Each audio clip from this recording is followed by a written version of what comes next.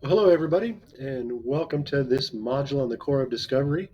This is one of my favorite parts of the content that I get to teach you. In fact, I'm what you might call a Lewis and Clark fanboy. I really love this expedition, and I've traveled a large part of the trail. So I just wanted to take a moment and introduce you to what you'll be doing this week with Lewis and Clark.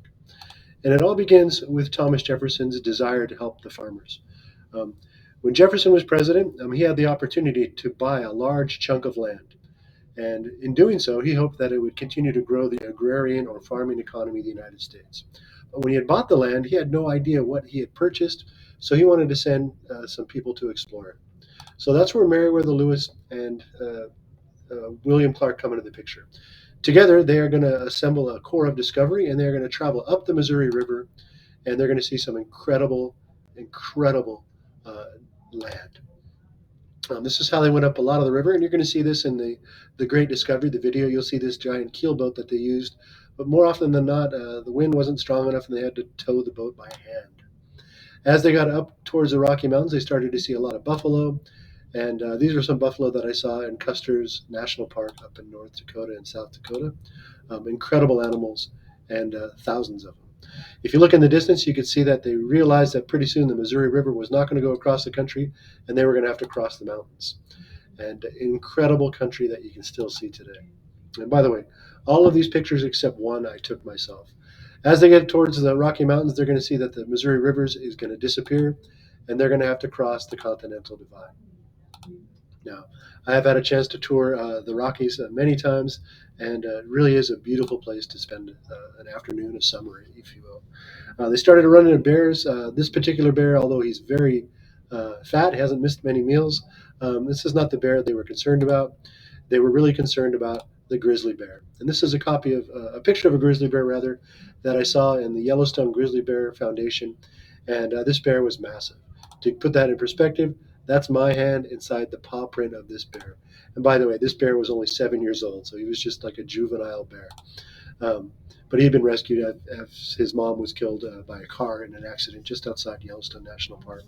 But this was the bear that you'll see in the movie, and this was the bear that really caused Lewis and Clark great harm. As they got over the mountains, and there, if you look closely, you can see Mr. Gaudette crossing the Rocky Mountains on foot. They encountered some incredible snowstorms, and if it wasn't for the help of the Shoshone Indians, they would have certainly perished. But the Shoshone Indians, along with Sacagawea, really helped the expedition cross the Rocky Mountains and get to the other side. Um, in the film, you'll notice the Continental Divide. This is what divides the rainfall. And once Lewis and Clark crossed the Continental Divide, they noticed that the water started crossing to or started flowing to the ocean. But again, they couldn't just go down the rivers because they might end up on waterfalls like this one.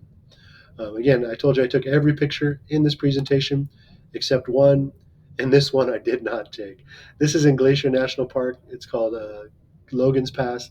It's also known as Road to the Sun, and this is really an incredible landmark. That picture I did take at the same spot, but not with such photographic quality. Here's the Snake River that they did flow down to get to the Pacific Ocean, and eventually onto the Columbia River. And today, that's the Columbia River. And I'm taking this picture as I'm driving in Oregon, looking to Washington on the other side. They saw the ocean. They know they had completed their journey. But unfortunately for these guys, they were hoping to catch a ride and not have to walk all the way back. They built a fort and they waited all winter long for a ship to come by. Nobody was there for them to get a ride, so they had to walk all the way back to uh, St. Louis, except for the river.